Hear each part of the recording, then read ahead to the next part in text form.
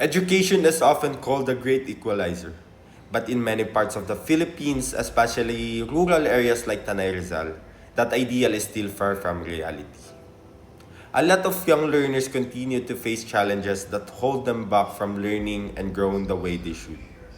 Some even have to take on agricultural work just to cover extra school expenses. So, in this program, we take a closer look at what education inequity really looks like on the other ground. Through research, data, and first-hand observation, we focus on the situation in DepEd Tayo Blue Rizal, Nayon Elementary School. And even though there have been improvements in our education laws over the years, the reality is that inequity in education remains a deep-rooted national issue.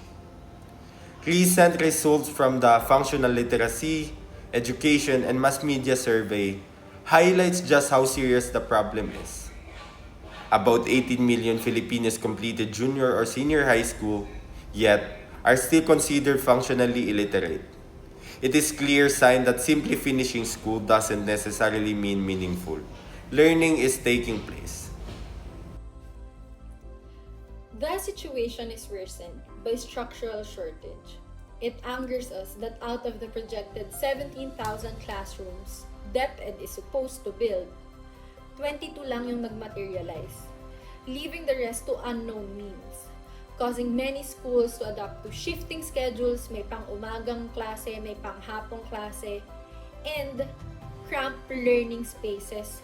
Sa Calabarzon, kasama ng Rizal, the demand for classrooms surpasses the national average, which means that overcrowding is a common experience for learners or for students. Sa Tanay, including the mountainous rural barangay where many families rely on unstable income sources katulad na lang ng pagsasaka, pag-harvest ng mga crops, pagbebenta ng gulay, pagbebenta ng prutas o ng iba pang mga crops natin dito sa Pinas,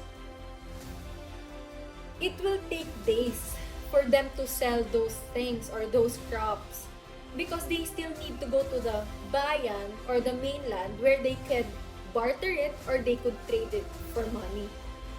So, although sabi nga nila, public schooling is free, the indirect costs including the transportations, uniforms, notebooks, and other school requirements may burden the households.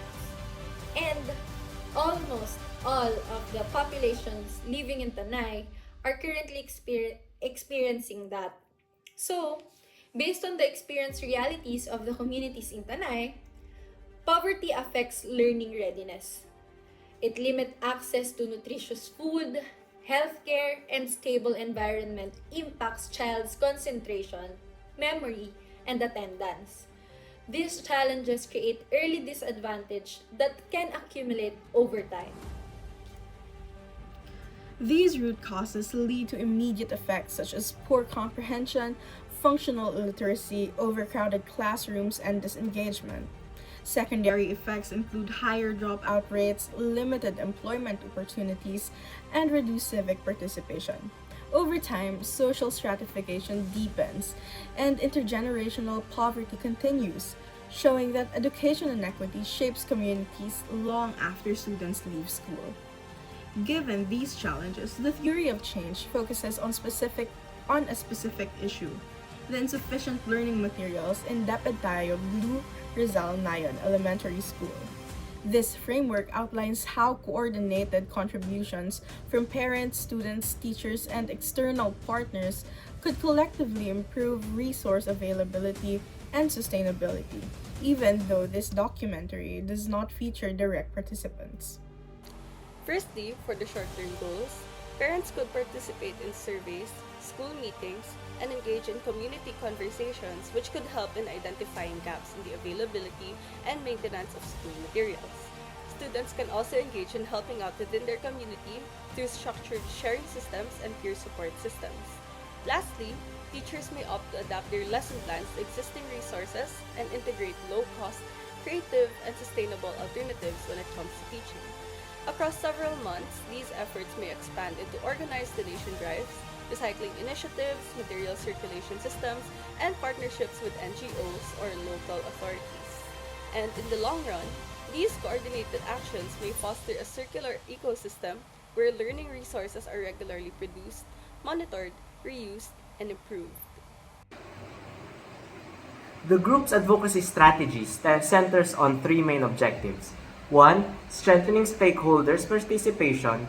This includes parents' involvement in fundraising, teachers receiving training on efficient resource use, and students learning sustainable habits through structured material sharing systems. Two, building external partnerships.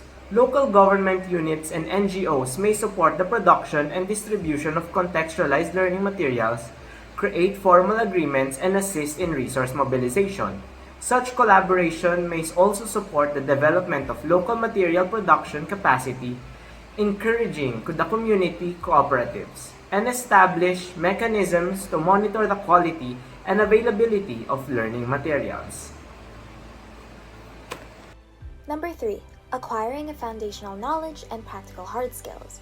For students, it is important that they have access to high-quality fundamental lessons in mathematics, science, and English, while ensuring comprehension in all levels.